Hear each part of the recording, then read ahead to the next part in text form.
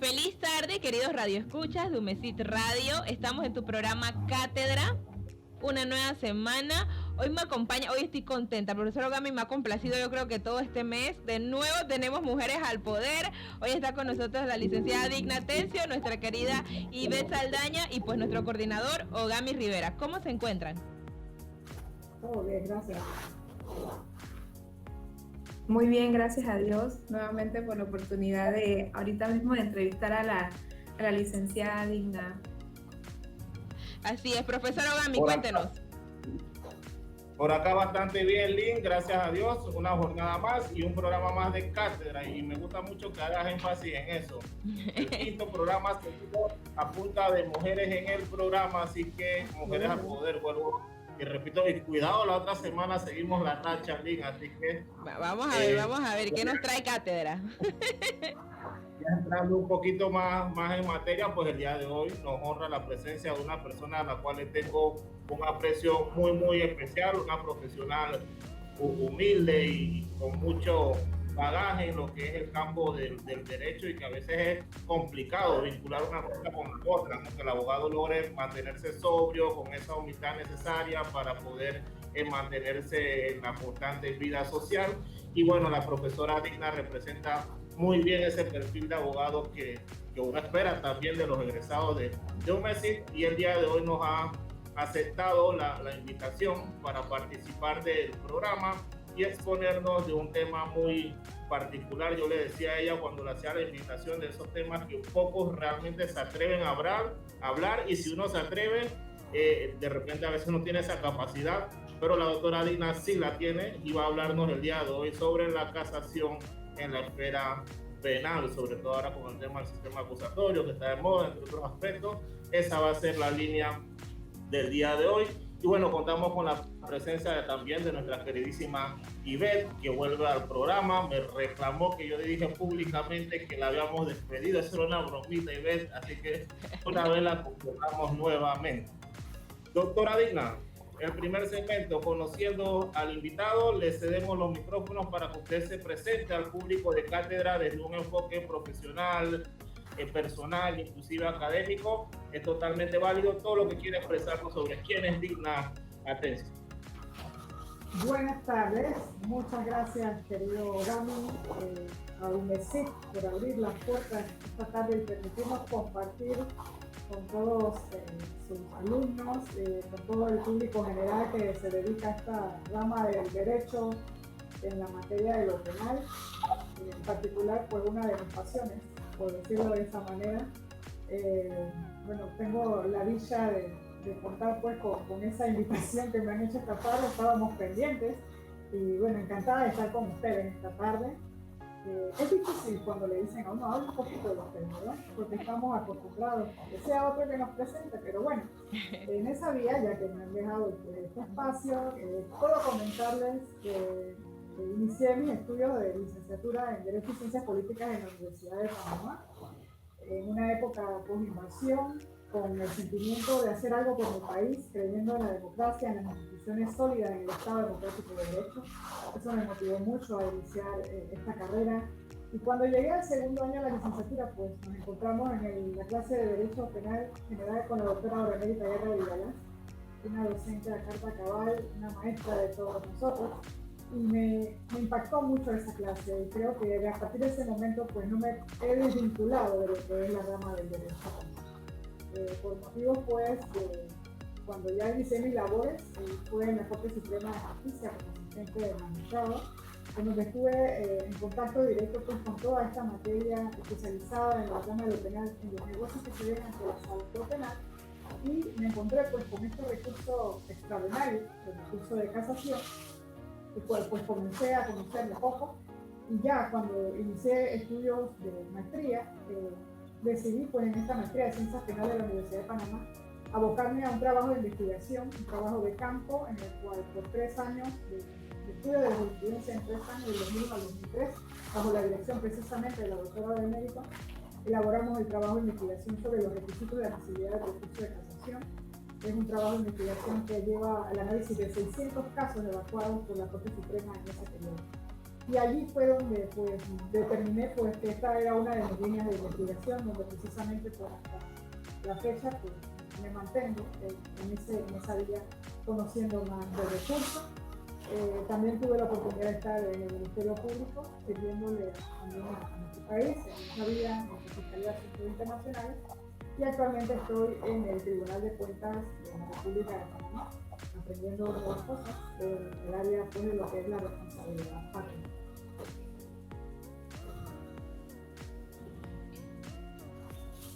Excelente, doctora Dina. Y la verdad es que tuve la oportunidad de conocerla en estos cursos famosos de formador de formadores que se hacían para los servidores públicos, y precisamente es más o menos vinculada al tema de la docencia. En aquel entonces yo estaba en mis pininos justamente aquí en UMESIT, empezando con el tema académico, así que nos vamos a quedar con esa línea, ¿no? Desde la perspectiva académica y el estudio mismo del derecho, usted ha hecho mucho énfasis en el tema de la investigación, que es donde las universidades están tratando de retomar y de impulsar a los estudiantes. ¿Qué tan importante le parece que el estudiante de derecho se vea inmerso en desarrollar investigaciones, no ya cuando somos abogados de 50, 60 años, sino que desde nuestros pininos empezar con esta temática? Sí, gracias. Y aprovecho el espacio para comentar pues que ya llevo 7 años como profesora investigadora del Instituto de Estudios de Investigación Jurídica, en donde precisamente pues hemos tenido esta oportunidad de brindarle a la comunidad a través de nuestro trabajo de investigación en la línea de casación y recurso de anulación en cuadros comparativos sobre esta materia. Y precisamente hemos notado el interés de los estudiantes de licenciatura de entrar un poquito más en el estudio de estos negocios pues, para conocer cómo se tramita. Para mí, la investigación es como el ADN de un abogado, no nos podemos desligar de ella. Desde las aulas de la escuela de Derecho debemos estar enfocados en que el estudiante de Derecho siempre, no vamos a dejar de ser estudiantes, el Derecho es cambiante y por esa razón debemos estar en permanente actualización, permanente investigación. Es sumamente importante que hagamos una disciplina en torno al estar pendiente, en primer lugar, de las reformas, de Gaceta Oficial, qué está ocurriendo todos los días, para saber qué son los cambios que han ocurrido en cualquiera de las materias del derecho y estar al día en ese tema. Ahí es una de las primeras bases que debemos estar pendientes. Y bueno, en segundo lugar, dependiendo de la rama del derecho que se ejerce, pues también atender los cursos de actualización, sumamente importante, que también nos ayudan. Por eso, como te repito, esto es el ADN prácticamente laboral. Debe saber investigar, debe estar pendiente de la actualización de las normas para poder hacer el mejor ejercicio del derecho de defensa desde la perspectiva en donde se encuentre, ya sea como agencia de instrucción, ya sea como defensa, y en el caso del juzgador con mayor razón, debe estar mucho más incluido. Perfecto, doctora. Y se me adelantó a mi siguiente pregunta porque ya se presentó como investigadora del INET y realmente hemos tenido la oportunidad de participar con ellos en el tema de la maestría en Derecho Administrativo, de Derecho Penal con Procesal Penal, donde usted fue una de mis docentes en el área virtual. Y esta herramienta ha permitido en alguna medida ver también lo que ha sido el tiempo de la pandemia, ¿no? Que no es imposible seguir en la educación continua de cada uno de nosotros a pesar de las circunstancias. Desde esa perspectiva como docente, que ya usted ha tenido 7 años de experiencia en el área virtual, ¿qué le parece esta herramienta dentro del área del derecho como medio de capacitación, de formación de futuros egresados profesionales o inclusive a nivel de maestría, que es el área donde usted dicta? Muchas gracias por esa pregunta. Mira, desde que conocí los estudios en la virtualidad, si bien te digo que uno está en el aula de clases por el contacto con las personas, lo cierto es que la virtualidad permite muchas ventajas. Hay muchas bondades y virtudes en esta modalidad. En primer lugar, la virtualidad implica que cada estudiante, a su ritmo, se acomode para llevar a cabo sus estudios. Usted programa dentro de las 24 horas qué tiempo le quiere dedicar al curso. El material está disponible en la plataforma, lo que implica que no voy a estar investigando, buscando, porque ya se está facilitando un material y también se puede ampliar una bibliografía, como también se recomienda, porque siempre si usted quiere saber más, pues busquen este enlace y tendrá más información respecto de lo que usted está interesado en ahondar un poco más, si le satisface en su curiosidad científica, buscar más conocimiento. Importante porque también nos permite llegar a todo el país y a nivel internacional, porque realmente la virtualidad trasciende las fronteras, no hay límites por tiempos, por horarios, y entonces puedes interactuar también con profesionales de otros países, con estudiantes de otros países, y nutrirse de ese conocimiento en lo que es ya un aprendizaje colaborativo en el aula, en este caso a través de una plataforma que nos sirve para llevar a cabo los programas.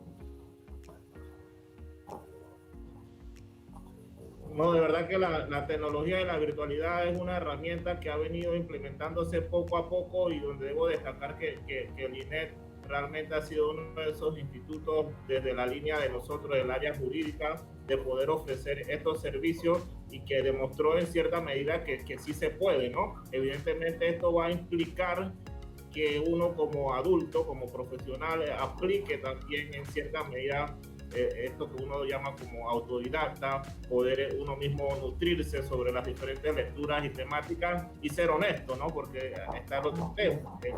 La gente puede tergiversar y por el ánimo de obtener el título lo más pronto posible, entonces no toma conciencia al curso correspondiente, pero en buena lid, en buena fe, evidentemente la virtualidad puede cumplir un muy buen propósito, sobre todo en estos tiempos modernos. Entrando ya en temática, doctora Digna, entrando en el tema de la casación, hablando de derecho, no es que la quiera asustar, pero yo preparo a mi queridísima Ivette cada vez que ella se presenta acá al programa Cátedra y viene con una batería de cuestionamientos muy fuertes y el área penal es una de sus pasiones, así es que prepárese, doctora Digna, porque Ivette va a venir con las preguntas, pero yo vengo básico, yo solamente voy a hacerle la introducción, ahí como conceptualizando, porque no solo nos ven estudiantes de Derecho, sino que estudiantes de Criminalística que tienen la facultad de nosotros, y bueno, al público en general, y para conceptualizar más o menos a qué nos referimos con esta técnica de la casación de una forma lo más sencillo posible. ¿Cómo usted podría explicar la casación, doctora Dina? La casación penal en este caso en particular. Sí, correcto. Bueno, la casación es un recurso extraordinario que tiene toda persona que está dentro de un proceso, en este caso en el modelo acusatorio, que es para lo cual me han convidado esta tarde. En el modelo acusatorio hay resoluciones judiciales, en este caso las de un tribunal de juicio. En cuanto a la parte que no está de acuerdo con la decisión, tiene derecho a objetarla a través de un medio de impugnación, en este caso un recurso. ¿Y por qué es extraordinario? Porque lo ve la Corte Suprema de Justicia Sala de lo Penal. Si es un negocio de única instancia, el modelo acusatorio, no tenemos un recurso de apelación, pero sí tenemos, como dice la doctrina moderna, siguiendo los tratados y convenios internacionales, que se ha constituido el recurso de casación en lo que es una garantía procesal de las partes para poder tener acceso a la justicia y ejercer el derecho a recurso y lograr dentro de un plazo razonable la resolución de su conflicto, en este caso la disidencia que tiene la parte respecto de esa decisión que tomó en este caso un tribunal.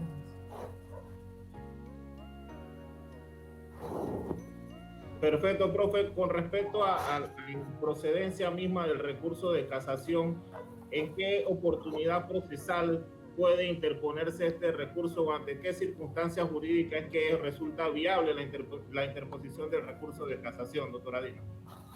Bien, el momento oportuno para hacer el anuncio de estos recursos es cuando se está en la lectura de la sentencia ante el tribunal de juicio.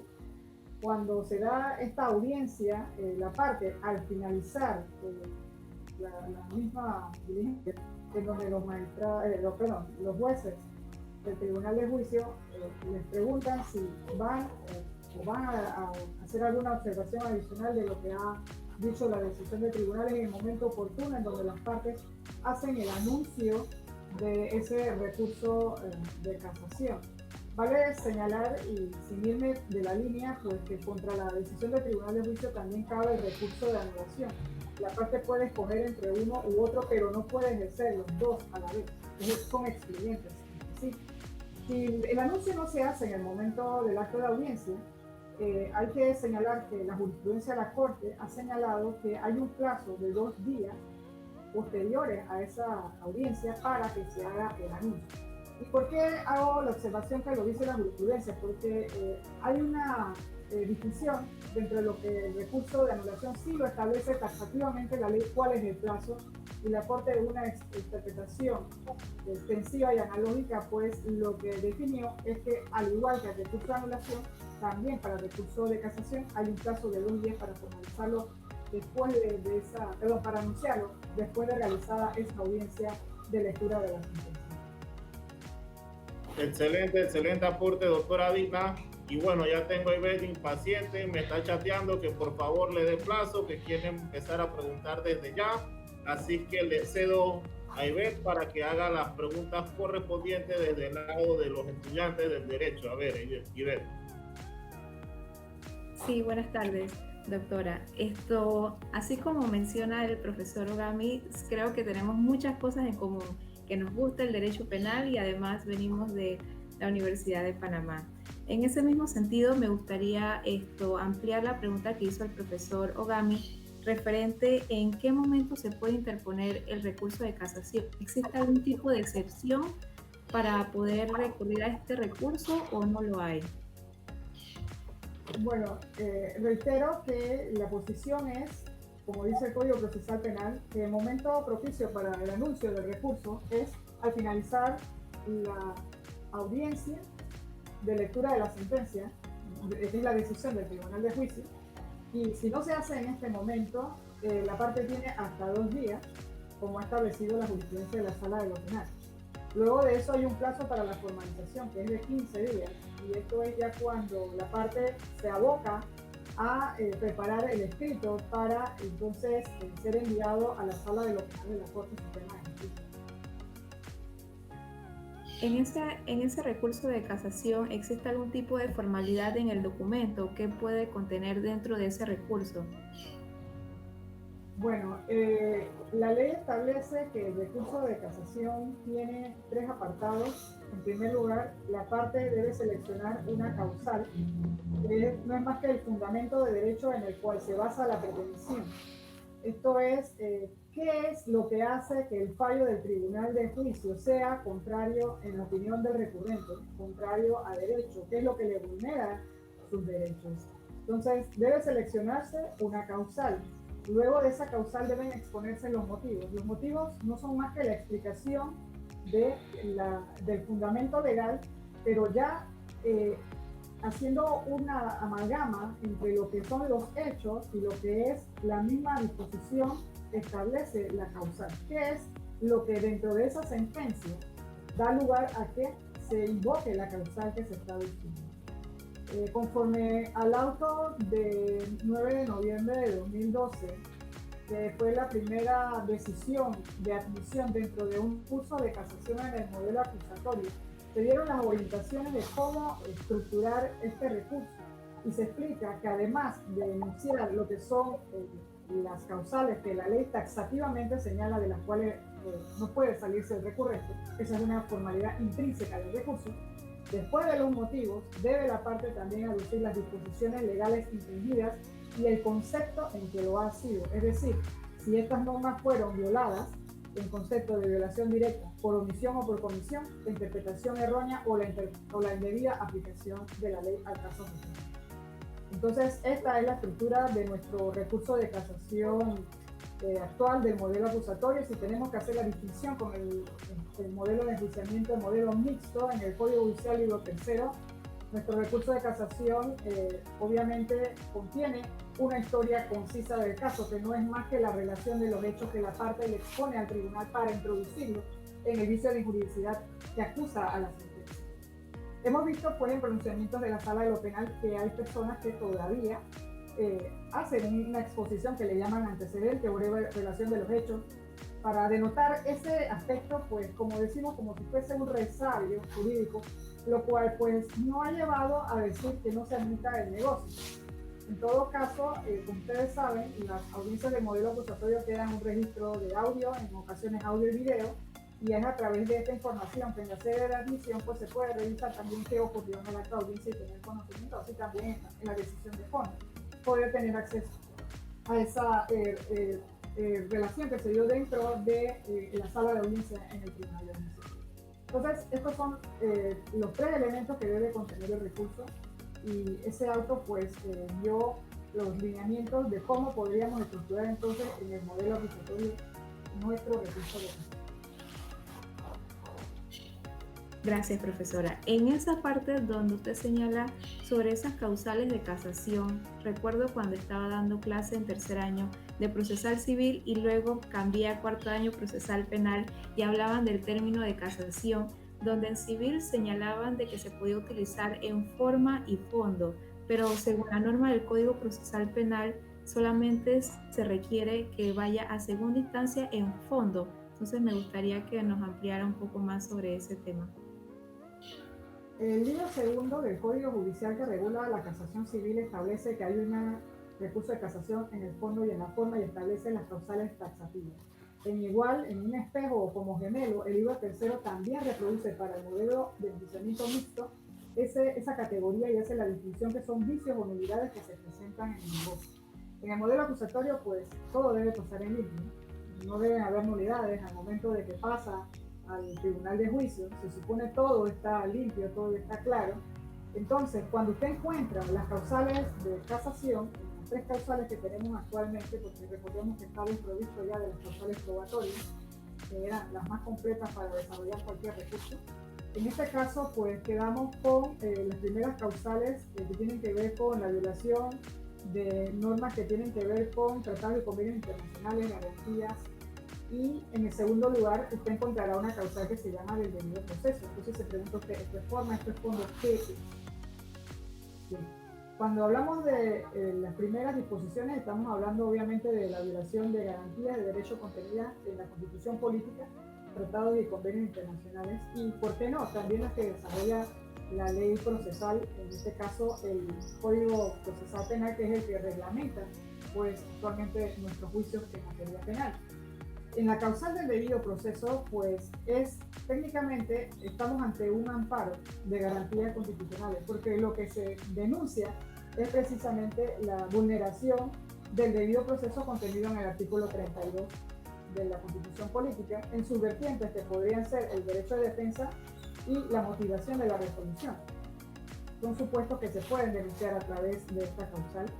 Entonces se discute en el plano de la legalidad, pero como reitero, la doctrina moderna considera el recurso de casación una garantía procesal y por tanto puede tutelarse también esta garantía en las 2 vías, tanto lo que es el plano de la legalidad como la distinción de la garantía fundamental, lo que constituye también una ventaja porque implica desahogar al Pleno de acciones de amparo de garantías constitucionales sobre esta base dentro de un negocio de esta naturaleza en el cual se contiene esa disposición del debido proceso. Cuando llegamos al tercer elemento, el numeral 3 del 181, en donde están las normas que tienen que ver con precisamente los conceptos de infracción, porque tiene que ver con la aplicación indebida, con la violación de las normas sustantivas o su interpretación errónea.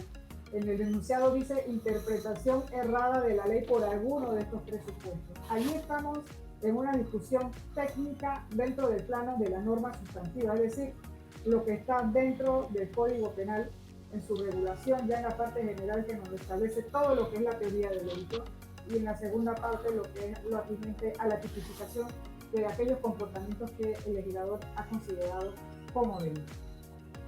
Precisamente en esa línea del numeral 2 del artículo que estaba estudiando es que le iba a hacer extensiva la consulta, porque normalmente uno entiende el debido proceso realmente como un todo. Entonces, si en el recurso de casación sería extensivo a todos los elementos que puede conllevar el debido proceso, a la violación misma de alguna de las tantas garantías que conlleva la tutela de esta garantía fundamental, profe.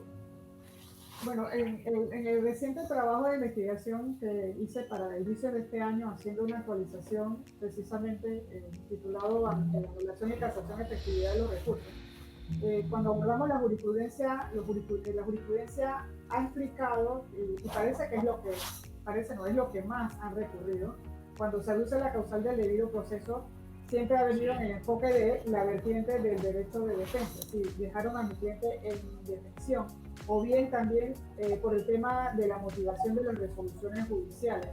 Recordemos que la motivación de una resolución judicial debe tener, además de la exposición de los hechos y de las pruebas, un razonamiento del juzgador explicando el por qué llega a las conclusiones, y esto con base en las reglas de la sana crítica, es decir, una breve exposición de lo que son las pruebas y los hechos o las principales piezas del proceso no surte, no llena lo que es la motivación de la resolución judicial.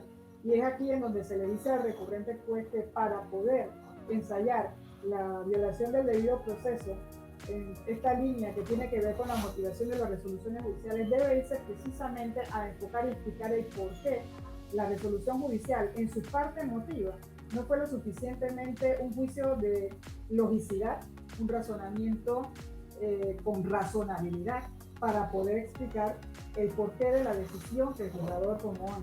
La verdad que me siento como en una clase, difícilmente vengo a un programa de cátedra donde esté tomando tanta nota, porque la verdad que es un tema complicado para nosotros a veces como abogados, y aprovechar que tenemos la presencia de la doctora Dina realmente es invalorable poder tener la experiencia de ella en materia de casación.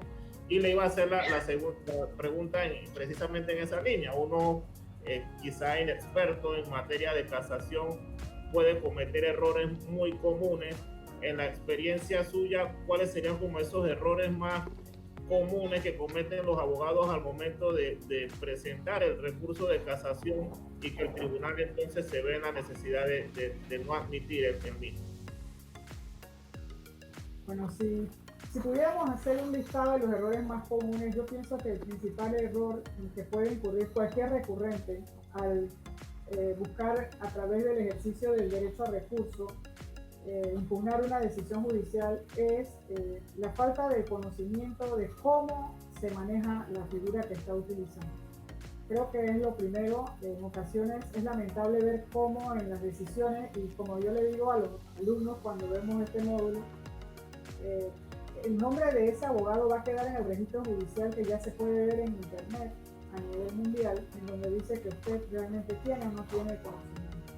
No quiero decir que las personas no tengan conocimiento, porque lo tienen. Lo que ocurre es que en la forma en que se redactan los recursos, pues a veces usted encuentra que la persona lo que está haciendo es una especie de queja de lo que pasó en la instancia donde se vinculó el proceso. Usted encuentra que se está redactando el recurso como si fuera un recurso de apelación, cuando, como le explicaba a pregunta de Ivette, pues el recurso tiene tres partes en su estructura que deben ir concatenadas, que es un silogismo, el cual debe bastarse por sí mismo. Cuando la jurisprudencia le dice el recurso debe bastarse por sí mismo, es que cualquier persona que lea ese recurso tenga la suficiente capacidad de comprender qué es lo que quiso decir el abogado recurrente.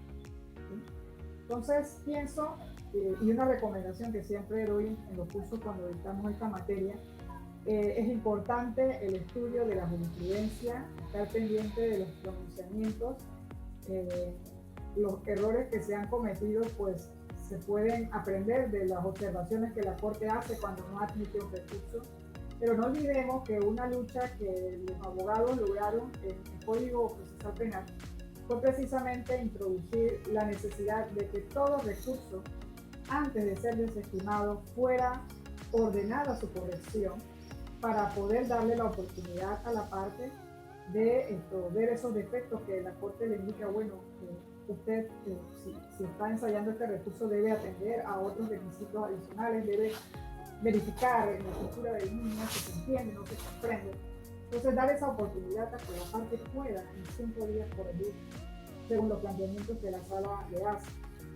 Pero también podemos decir pues que en ocasiones, obviamente, cuando se trata de hechos que realmente se advierte de primera mano que no tienen un sustento jurídico, la orden de corrección de ese recurso vendría siendo tanto como que vuelva a hacer un nuevo recurso, y no es la intención del legislador. La intención del legislador es que aquellos negocios en los cuales puede subsanarse aquella cosa mínima que fue la que afecta a la estructura, que no permite comprender en un análisis de la estructura completa qué es lo que se quiere denunciar con la juridicidad de la sentencia, que pueda llevar a cabo esa corrección para someterlo nuevamente al tamiz de lo que es la fase de la admisibilidad ante la sala de la Corte. Precisamente en esta última línea, ¿cuáles serían entonces esas causales que podría tener el tribunal para proceder con la inadmisión del recurso que se ha solicitado? Bueno, en esto puedo traerle a colación el trabajo de investigación que les mencioné, que hice del año 2001 al 2003, en donde precisamente nos enfocamos en por qué los recursos no habían sido admitidos. Y después de 20 años de haber hecho este trabajo, pues todavía se advierten algunas de esas líneas que nos dicen pues que realmente el recurso no tiene una debida estructura. En este caso apunta mucho a lo que es el desarrollo de los motivos. La exposición de los motivos no es señalar que no estoy de acuerdo con la decisión del tribunal, sí porque sí, no porque no, como se dice coloquialmente.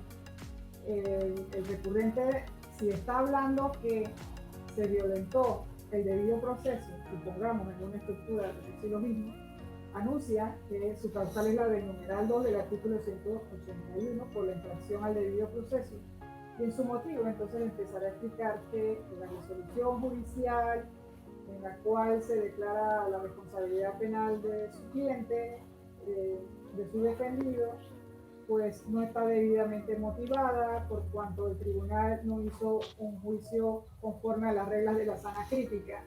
Enuncia cuáles son esas reglas de la sana crítica que el tribunal no atendió y las va explicando con una comparación entre lo que dice la resolución con lo que realmente pretenden esas reglas de la sana crítica. En esa estructuración, entonces, podríamos entender que ese motivo tiene lo que se llama el cargo de injuridicidad o vicio de injuridicidad, que no es más que aquello que hace que la decisión sea antijurídica, contraria a derecho, porque realmente lo decidido no va en relación a lo que se probó o comporta también, en el caso de las causales sustantivas, pues explicar cómo se dio una aplicación indebida. Estas características de este caso en particular apuntan a que estamos ante un tipo penal en su modalidad simple, sin embargo el tribunal calificó la conducta en su modalidad agravada, que es mucho más alta la punibilidad. Respecto al grado de participación criminal, también pudo haber una aplicación indebida. El cliente lo sancionan como cómplice primario cuando realmente era un cómplice secundario. Sabemos las consecuencias que esto tiene, que es una penalidad menor para el cómplice secundario. Entonces, en esa vía de pensamiento tendría la parte que sustentar, explicándole al tribunal cómo es que se genera esa causal, la va a explicar en el motivo y, ojo, también en disposiciones legales definidas, al explicar cómo se produce esa infracción, debe hacer también una relación con lo que se explicó en el motivo y que guarde relación con la causal.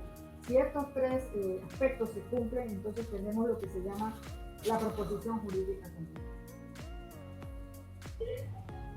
Magnífico, profe, el aporte e insisto, de verdad que tenemos jurisprudencia directamente aquí en cátedra con los señalamientos que ha venido sentando la doctora Dina en el transcurso de el programa del día de hoy, pero tengo que hacer disclaimer.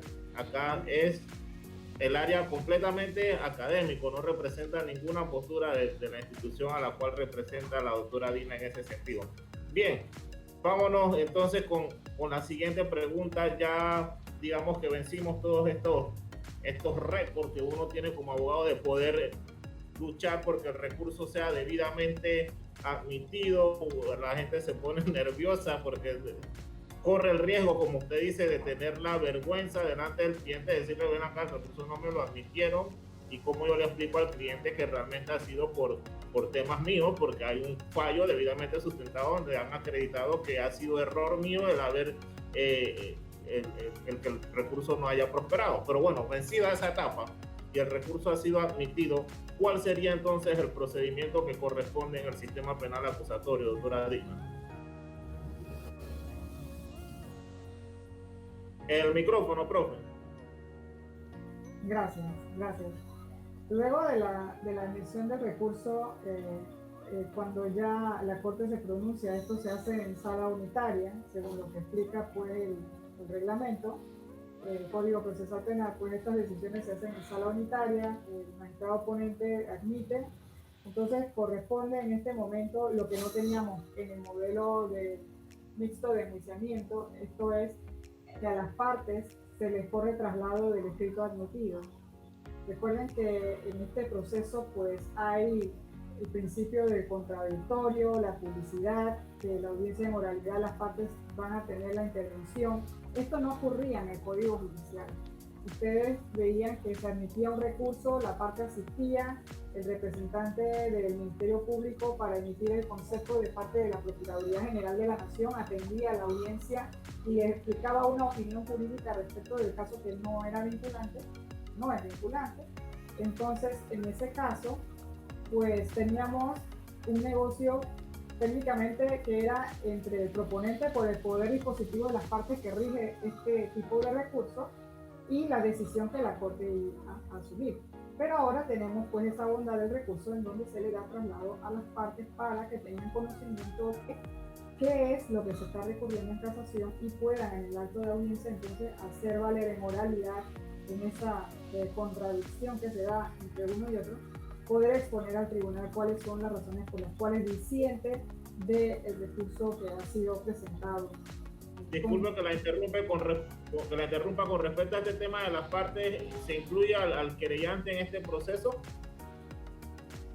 Todas las partes, es decir, es buena la pregunta. ¿Quiénes pueden interponer el recurso? Es la legitimación para presentar el recurso. Puede ser el Ministerio Público, el abogado defensor público, el abogado particular, el querellante también tiene el derecho a presentar el recurso. Entonces, todas las personas que participaron en este negocio, supongamos que en este caso fue la defensa técnica la que presentó el recurso, debe dársele traslado también al querellante. Si hubiera un acusador particular, pues también debe dársele a la parte de la participación de qué es lo que está ocurriendo con respecto a este recurso, porque son, como dice el negocio, pues intervinientes, están dentro de la causa y también tienen derecho de decir qué es lo que no comparten del recurso ante la sede del tribunal.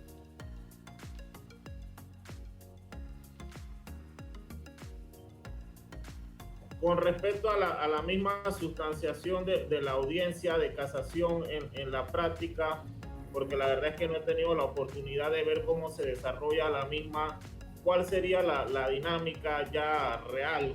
¿Cómo uno como parte o como oyente dentro de una audiencia de casación va a desarrollarse o qué es lo que uno va a encontrarse en esa audiencia, doctora Dina?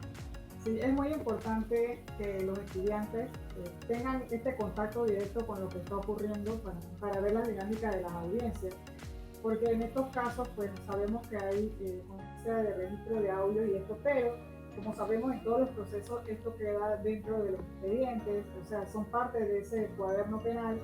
Y en este caso, pues en una audiencia de casación, lo primero que usted va a hacer, primero es que en la Secretaría de la Sala de lo Penal va a encontrar el tablero en donde están fijadas las audiencias, los horarios en donde usted puede asistir, porque son audiencias públicas. Así que cualquier estudiante que un día de ocio tenga, y bueno, esperemos que cuando ya esta situación vaya avanzando y podamos tener más acceso a las instituciones, pues también se pueda atender. Nosotros en muchas ocasiones vimos a estudiantes en grupos, de profesor con su estudiante acompañándolos a las audiencias. Usted ingresa al salón de audiencia, obviamente, como todo recinto donde se administra justicia, pues con el debido respeto, en silencio estamos esperando.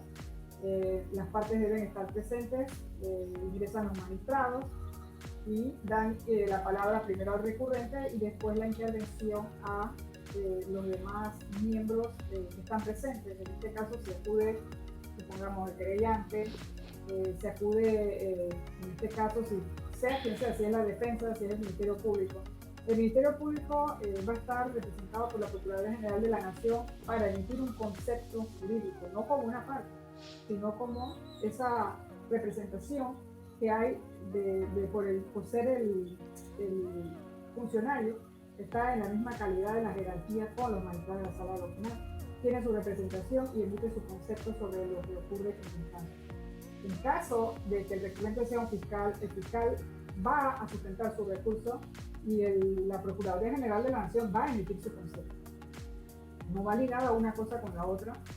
Entonces tiene la libertad el fiscal de presentar su recurso de casación en la causa concreta, y cuando llegue el traslado a la Procuraduría General de la Nación, entonces emitirá el concepto como Procuraduría General de la Nación. Entonces usted encontrará audiencias, pero ¿por qué hay un funcionario de la Procuraduría General de la Nación y encuentra un fiscal hablando en la otra vía? Entonces tenemos dos del Ministerio Público. No. Lo que ocurre es que quien está interponiendo recursos es fiscal, y como siempre la Procuraduría General de la Nación estará en representación de la defensa de la ley, haciendo entonces esa presentación a los magistrados, indicándoles pues cuál es su opinión, su concepto sobre el acto. Es técnicamente la misma dinámica que teníamos anteriormente, con la diferencia, como les repito, que en este caso las partes tienen el derecho de intervenir en la contradicción. Era inusual que usted viera en una audiencia del modelo mixto de enjuiciamiento que una parte fuera a decir, mira, yo soy la víctima y no estoy de acuerdo con este caso. Porque no estaba en la dinámica del código judicial. Doctora, para ir cerrando este segmento, y yo sé que producción me debe estar escribiendo, no tengo el celular a mano precisamente porque hoy dije no le voy a hacer caso a nada de lo que me diga producción, pero para ir cerrando ya esta parte, hablando un poquito de la temática del derecho, lo que queda, ¿no? Después que se sustancia la audiencia de casación, ¿cuál sería entonces el efecto de la decisión que tiene la Corte en este sentido, ya sea favorable o desfavorable? Sí, cuando los magistrados se abocan al estudio del negocio ya para dictar la resolución judicial, se hace un proyecto de lectura por el magistrado ponente, se circula la lectura. Este proyecto de decisión, si es avalado por los demás magistrados, pues entonces tenemos una resolución, como decimos, ya la decisión del Tribunal de Casación, porque recuérdense que es la sala de lo penal en funciones del Tribunal de Casación. Entonces se dicta una sentencia que en su parte resolutiva dice casa el fallo o no casa el fallo. Quizás esto pues debí decirlo al principio, pero no está de más reiterar que la génesis o la raíz del diccionario de la Real Academia de la Lengua nos dice que casar significa anular. ¿Sí? Anular, quebrantar, dejar sin efecto algo. Entonces esa es la decisión de la Corte. Cuando casa es dejo sin efecto la decisión, en este caso del Tribunal de Juicio, y puede decidir una u otra cosa. La primera, si caso, puedo ordenar la realización de un nuevo juicio, porque la denuncia que se hizo, el juicio de inpublicidad, da a entender pues que precisamente los vicios fueron tales en la actividad jurisdiccional que amerita la realización de un nuevo proceso. Esto ocurrió en las dos primeras causas que se ventilaron en el año 2012, que fueron los dos primeros negocios de casación en donde se ordenó la realización de un nuevo juicio. ¿Y qué ocurre? Como cada provincia tiene un tribunal de juicio, no podemos hacerlo con el mismo tribunal de juicio. Se dispuso que lo hiciera el tribunal de juicio dentro del mismo distrito judicial que el de la siguiente provincia, para poder mantener una objetividad y una independencia e imparcialidad del juicio. Eso es lo primero que puede ocurrir en la decisión. Caso y ordeno la realización de un nuevo juicio. Como dato curioso, en esa situación se falló diferente o de igual manera se mantuvo la decisión inicial. Uno de los casos se mantuvo la decisión y alguien pretendió interponer un recurso de anulación contra esta decisión del Tribunal de Justicia. Muy importante, recordemos que el hecho de que se ordene la realización de un nuevo juicio no quiere decir que podemos interponer un recurso de anulación u otro recurso de casación dentro de ese mismo caso. Esa será la decisión definitiva y allí cerrará el proceso. Lo único que podría reabrir el debate, y creo que ya en esto es otro capítulo de la historia, que es la acción de prisión. Entonces ya estaríamos entrando en otro escenario que puede ser otro de los programas de cátedra. Entonces en la acción de revisión podríamos entonces poder analizar la situación que se planteó en ese segundo hecho y que siempre van a ser hechos sobrevivientes. Y no me extiendo más porque el reitero es bastante complejo.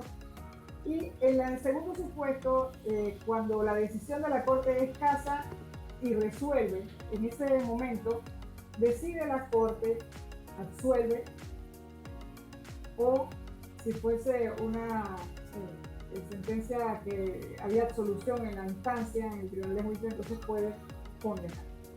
¿Sí? Otra diferencia con la acción de revisión, que siempre va a ser la revisión contra una sentencia condenatoria. En la casación pues se puede interponer el recurso contra una decisión que ha sido absolutoria en el tribunal de juicio. Pues bien, siguiendo con qué más puede decidir la Corte, en este supuesto de las causales del numeral 3 y en la del numeral 2, la del debido proceso, y la del numeral 3 que tiene que ver con las disposiciones sustantivas, aplicación indebida a la ley, interpretación errónea o la violación directa de la ley. Entonces, la Corte casa y dicta el fallo correspondiente. Dicen la gente el fallo de reemplazo. Bueno, se le puede decir el fallo de reemplazo, pero realmente es la decisión última, definitiva, que va a ocurrir en este caso, porque recordemos que las decisiones en sede de casación no son recurribles como lo establece la Constitución Política, porque es una de las salas de la Corte Suprema de Justicia. Y en segundo lugar, contra la decisión de casación, lo único que cabe es una acción de revisión, porque les reitero, son hechos sobrevivientes. Siempre va a surgir, en estos casos debe surgir, una nueva prueba que por sí sola o valorada con las que están dentro del cuadernillo, le pueda dar al juez una interpretación distinta de la decisión que tomó el tribunal de la... No, y de verdad que la revisión sería un programa muy interesante sobre el recurso de revisión, según lo que he podido leer y ver en algunas situaciones muy aplicado en el derecho anglosajón, pero ya esa sería una temática totalmente diferente. Ahí para ir cerrando, doctora Digna, en nuestro breve segmento de sentencia, una simple pregunta: ¿qué le recomendaría usted a los abogados al momento de presentar el recurso de casación? Un solo datito, ¿en qué se enfocaría usted para aconsejarle a los abogados que presentan el recurso de casación? Lo primero que hay que hacer cualquier recurso es definir cuál es el vicio de la injuridicidad de la sentencia. ¿Qué hace que la sentencia deba ser recurrida? Cuando usted tiene determinado eso, usted coge una causal.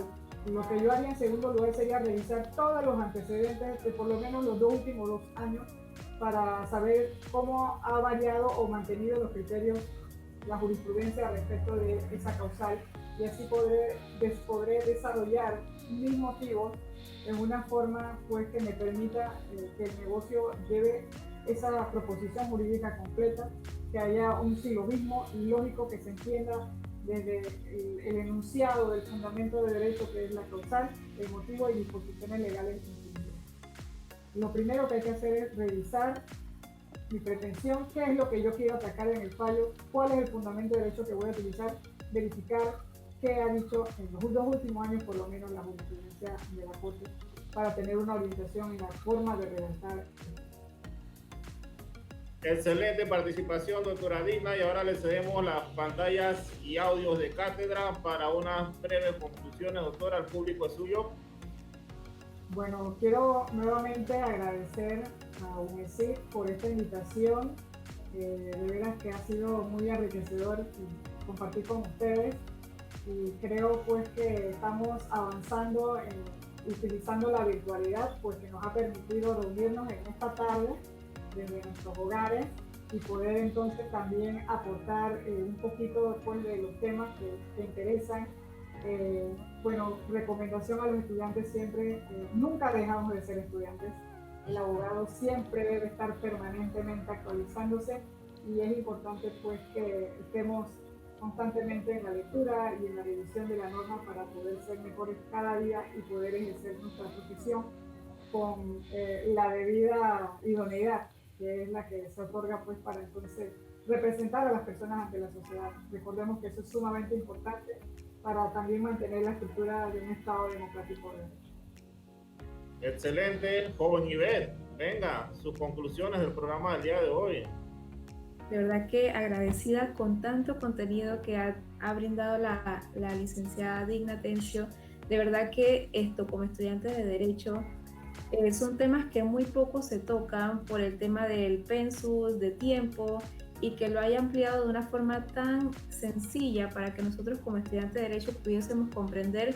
Esto fue una de las cosas más grandes que me llevo. Yo estaba aquí mismo anotando todo y de verdad que haciendo también la comparación referente a lo que usted decía frente a lo que decía el mismo Código Procesal Penal, porque en todo estudiante de Derecho siempre se debe tener como herramienta sus códigos para poder argumentarse y fundamentarse mucho mejor. Gracias, profesora.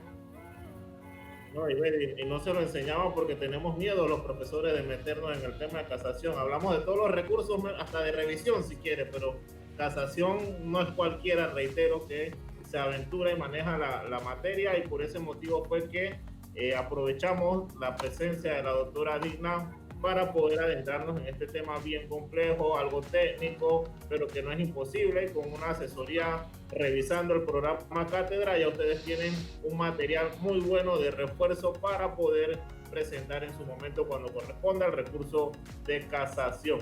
Le pasamos entonces la pelota a producción para las palabras de despedida.